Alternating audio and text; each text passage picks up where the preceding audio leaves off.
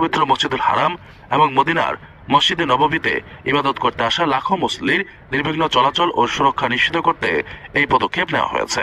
দেশটির বেসামরিক প্রতিরক্ষা অধিদপ্তরের পক্ষ থেকে এই দুই পবিত্র নগরীতে নিরাপত্তা টহল এবং র্যাপিড রেসপন্স ইউনিট মোতায়েন করে মাঠ পর্যায়ের নজরদারি ব্যাপক হারে বাড়ানো হয়েছে। জরুরি পরিস্থিতিতে তাৎক্ষণিক ব্যবস্থা গ্রহণ এবং প্রতিরোধমূলক নিরাপত্তা ব্যবস্থা আরও শক্তিশালী করতে প্রয়োজনীয় সব ধরনের প্রস্তুতি সম্পন্ন করেছে সিভিল ডিফেন্স। বিশেষ করে যে কোনো দুর্ঘটনা এড়াতে অগ্নি নির্বাপন ব্যবস্থা নিশ্চিত করতে তারা সতর্ক অবস্থান রয়েছে।